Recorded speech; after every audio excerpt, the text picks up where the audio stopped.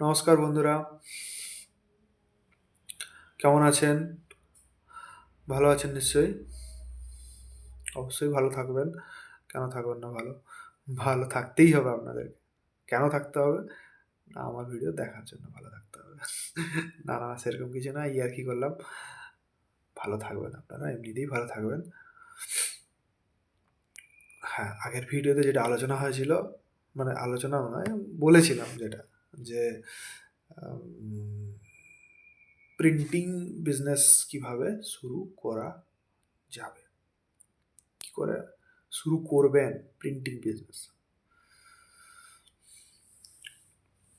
আসলে দেখুন, এটা তো একটা অনেক বড় ইন্ডাস্ট্রি। এখানে ব্যবসা করার জন্য কিন্তু আপনাকে রীতিমতো জিনিসটা শিখতে হবে, সফটওয়্যার এবং হার্ডওয়্যার দুটোই। এখন তো প্রিন্টিং বিজনেস মানে আপনাকে কম্পিউটারের কাজ জানতেই হবে। ফটোশপ, ফটোশপ মাস্ট, কোরেল র, ইলাস্ট্রেটর, এই পেজ মেকার, এগুলো জানতেই হবে। না জানলে কী করা হবে? ওয়ার্ড এক্সেল তো আছেই, ছেড়ে দিন, ওটা ডিটিপির দিকে চলে যাচ্ছে। জানতেই হবে। যারা জানেন অবশ্যই ভালো, যারা জানেন না, তারা, যারা জানতে চাইছেন, তাদের জন্য আছি, আমি আছি। যতটুকু জানি, যত যেটুকু মানে সামান্যটুকুই জানি, বেশি না, হেল্প করবো আপনাদের। দেখা যাক কী হয়।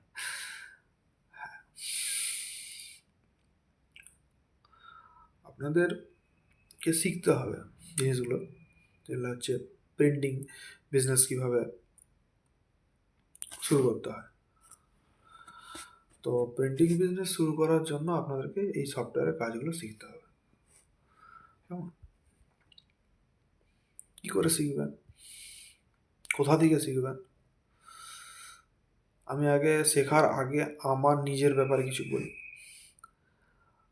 আমি কি করে শিখলাম, আমি কার কাছে শিখলাম, কীভাবে শিখলাম, একটু একটু গল্প শুনুন। তারপরে তো আস্তে আস্তে আসছি, সমস্ত পর্দা ফাঁস হবে, কী করে কী হচ্ছে না হচ্ছে। তো আমি আমি এই লাইনে যে আসবো বা এইসব ব্যবসা করব, এগুলো আমি কোনোদিনও ভাবিনি। সত্যি বলছি, আমি ভাবিনি। মানে ছোটোবেলা থেকে বড় হয়েছি খুবই, আমরা খুবই মানে বলতে গেলে একদম নিম্নমানের ফ্যামিলি, মানে কি বলবো? নিম্নমানের মানে কথাটা ভাষায় ঠিক প্রকাশ করতে পারছি না। আমরা খুব, আমাদের পয়সা, টাকা পয়সা বেশি ছিল না।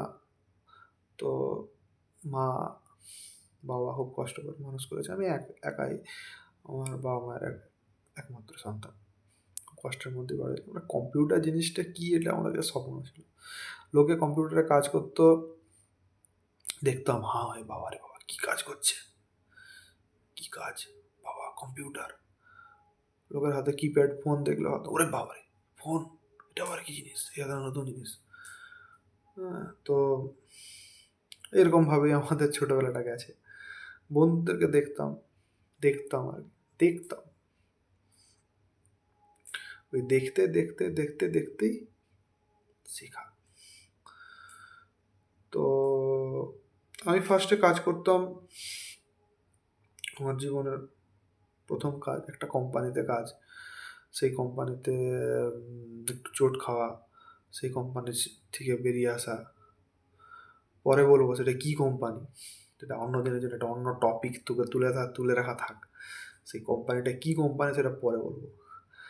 তারপরে আমরা টেলিকমে এলাম। টেলিকমে কিছুদিন বলবো না, কয়েক বছর কাজ করেছি ডিস্ট্রিবিউটারের সাথে, টেলিকম ডিস্ট্রিবিউটারের সাথে। এয়ারটেল কোম্পানির নাম ধরেই বললাম, এয়ারটেলে কাজ করেছি। এয়ারটেলে যখন সিম অ্যাক্টিভেট করা হতো, সেসব আমরা করতাম আর কি। সেইখান থেকেই আস্তে আস্তে আস্তে আস্তে কম্পিউটারে কাজ করা, কম্পিউটারটা আস্তে আস্তে প্র্যাকটিস করা, কম্পিউটারে কীভাবে কী করতে হয়, আমরা ব্যাপারটা বুঝলাম আর কি। সেইখান থেকে, তখন থেকে ধারণা ছিল যে না, এটা কিছু করতে হয়, এটাকে নিয়ে এগাবো আর কি। যেহেতু একটা অভ্যাসের মধ্যে পরিণত হয়ে গেছিলো কম্পিউটারে বসে থাকা বেশিক্ষণ। মানে আমার প্রিন্টিং লাইনের কাজ মানে তো বুঝতেই পারছেন, বসে থাকা। এখানে তো মানে মাটি তাড়া, কোদাল চালানোর কাজ নেই, এখানে যা হচ্ছে বসে থাকা কাজ। যা হচ্ছে সবসময় বেশিরভাগ টাইমটাই বসে থাকা, বসে বসে কাজ, মাথার কাজ, ডিজাইন, গ্রাফিক্স ডিজাইনিং কাজ। তো বেশিরভাগ বসে থাকাও হ্যাবিটটা তৈরি হয়ে গেল আর কি। বসে বসেই তো হচ্ছে, সব কিছুই হচ্ছে, এত বড় বড় কোম্পানি চলছে, বসে বসে লোকরা খেতে হবে, আমার কেন চলবে না, এরকম টাইপের একটা চিন্তা ভাবনা আর কি।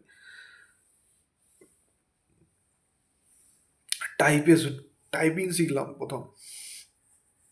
টাইপিং মানে এখন তো বাচ্চাদেরকে টাইপিং শেখানো হয় কম্পিউটারে, কিবোর্ডে। আমি যখন আর কথা বলছি তখন ধরুন না কত 2013 সাল, এই 13 বলছি, 14-15 সাল, 10 বছর আগের কথা বলছি। তখন টাইপিং শেখানো হচ্ছে। টাইপিং যখন শিখতে ঢুকেছি তখন টাইপরাইটারের উপর কাট কাট করে সরিয়ে দিলাম, টাইপ করলাম, বেরিয়ে গেল টাইপরাইটারে টাইপ করা টাইপ করা শিখছি। হ্যাঁ, টাইপ করা শিখলাম প্রথম ইংলিশ টাইপ, তাতে আমার কী হলো না, ফিঙ্গারিংটা মানে টাইপের যে ফিঙ্গারিং, সেই ফিঙ্গারিংটা শুরু মানে প্র্যাকটিস হলো। তারপরে আমার বাংলা টাইপ, ওখানেই শিখলাম বাংলা টাইপ। প্লাস কোম্পানিতে কাজও করছি, ডেটা এন্ট্রির কাজ করছি, দুটোই চলছে। এখান থেকে যে লাভ হবে লস হবে সেরকম কিছু ভাবিনি, জাস্ট শিখতে হবে না, একটা স্কিল দরকার, নিজের মধ্যে একটা স্কিল থাকতে হবে, নাহলে কী করা হবে। সেই স্কিলটার জন্য ঢুকলাম, শিখলাম। তারপরে বাড়িতে একটা কম্পিউটার কিনলাম কোম্পানির স্যালারি পেশায়, কিছু জমিয়ে একটু করে একটা ল্যাপটপ, একটা ডেস্কটপ কিনলাম। তখন ওই 20,000-এর মতন পড়েছিল, 20-22,000 টাকা মতন পড়েছিল, আজ থেকে 8 বছর আগে কথা বলছি। তখন দিয়ে কম্পিউটার কিনলাম, কিনে বাড়িতে কাজ করতাম, জানতাম না কিছু, সফটওয়্যার এদিক সেদিক করে জোগাড় করে কোরালটা ফটোশপের কাজ কিছু জানতাম না, কিছু না। তো এই একজনের কাছে ঢুকলাম, একজন স্যারের কাছে। তাকে আমি এখন স্যারই বলি, যদিও উনি শেখান না কিছু কাউকে শেখান না, যেহেতু গুরু, তো গুরুকে তো গুরুর মর্যাদা দিতেই হবে, তাই না? ওনাকে স্যার বলি, এখন অবধি স্যারই বলি রাখি, সম্বোধন করি স্যার দিয়ে। তো ওনার কাছে গেলাম, উনি মোটামুটি শিখালেন কোরালটা কি, বেসিক জিনিসটা শিখলাম। কদিন, 2 মাস 3 মাস শিখেছি, 3 মাস, বেশি দিন না, 3 মাস 3-4 মাস মোটামুটি বুঝে গেছি। হ্যাঁ, তারপর শিখলাম। তারপর টেলিকম মার্কেটে একটা চেঞ্জেস এলো, আস্তে আস্তে টেলিকম মার্কেটে কী চেঞ্জেস এলো। টেলিকমে আগে কী হতো না, আমরা ভোটার কার্ড, আধার কার্ডের জেরক্স দিতাম, সেই জেরক্সগুলো একটা ফর্মের সাথে অ্যাটাচ করা হতো, সেই ফর্মগুলো যেত অফিসে, মানে যেখানে ডেটা এন্ট্রি হয় সেখান থেকে ওগুলোকে কম্পিউটারে এন্ট্রি করা হতো ওদের পোর্টালে, সেইখান থেকে লাইনটা অ্যাক্টিভেট করা হতো। তো টেলিকম মার্কেটের সিস্টেমটা, তখন আমরা ওই সব কাজগুলো করতাম, তাদের একটা আলাদা সিস্টেম ছিল।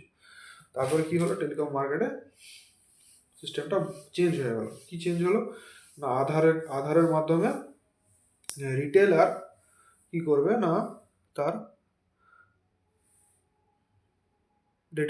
রিটেলার কী করবে না, নিজেই তার কাস্টমারের ডাইরেক্ট লাইন চালু করে দেবে, মানে সিম অ্যাক্টিভেট করে দেবে।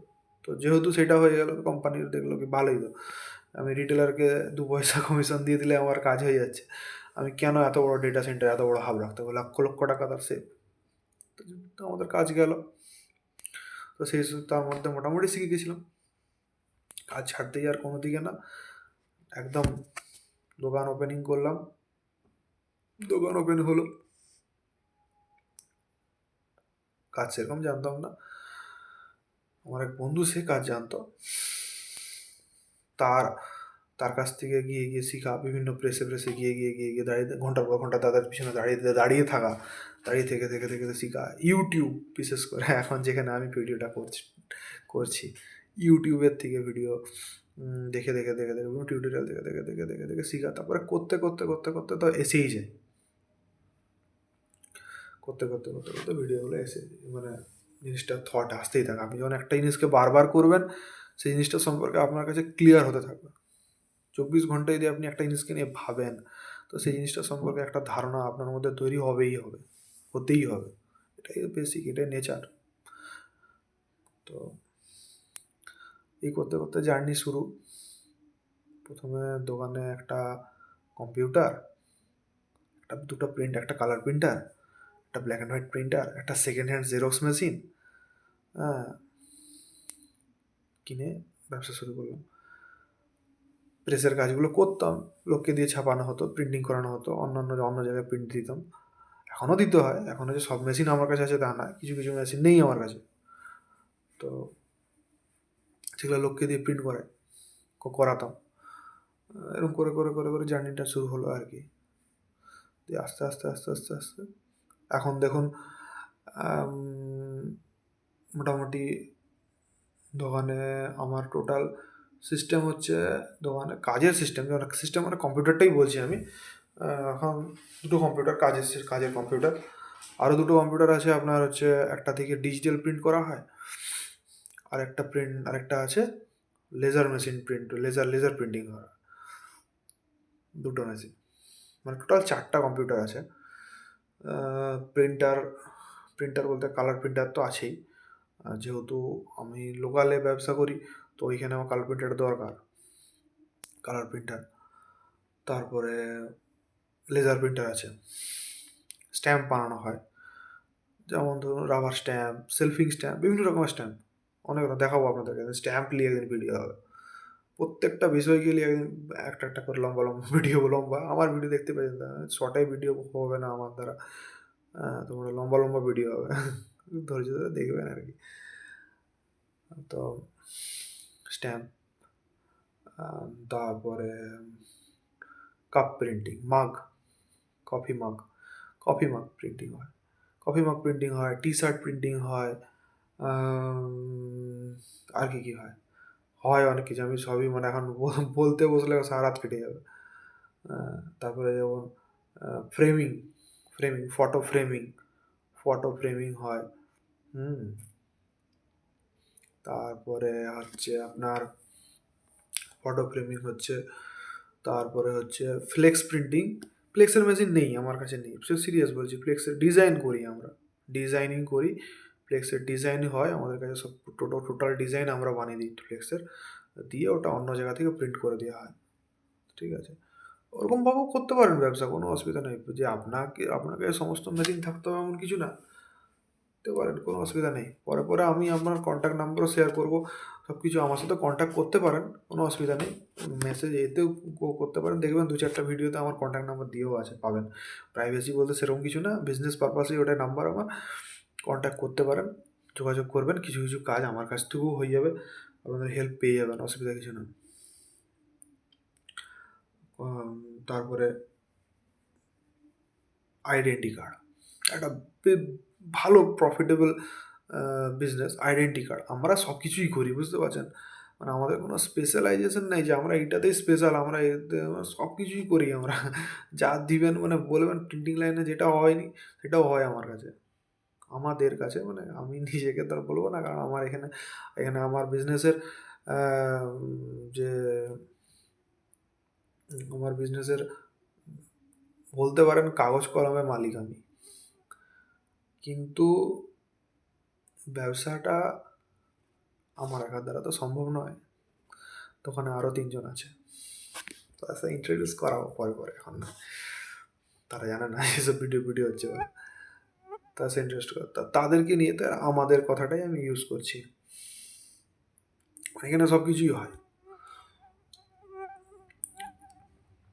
তো এই ছোট থেকে আমার কিছু না জানা থেকে আজকে কিছু জিরো, একদম জিরো, এই জিরো থেকে শুরু, এখন চলছে, প্রচুর টাকা পুঁজি নিয়ে আমরা ব্যবসা করিনি, প্রচুর টাকা নিয়ে আমরা ব্যবসা করিনি, ব্যবসা খুবই অল্প পরিমাণ টাকা নিয়েই ব্যবসা শুরু করেছি। দেখুন 14 মিনিট হয়ে গেছে, না ভিডিওটা এবারে স্টপ করতে হবে, কারণ এর পরবর্তী নেক্সট ভিডিওতে বলবো। তো thank you for watching my video, ভালো থাকবেন, শুভরাত্রি।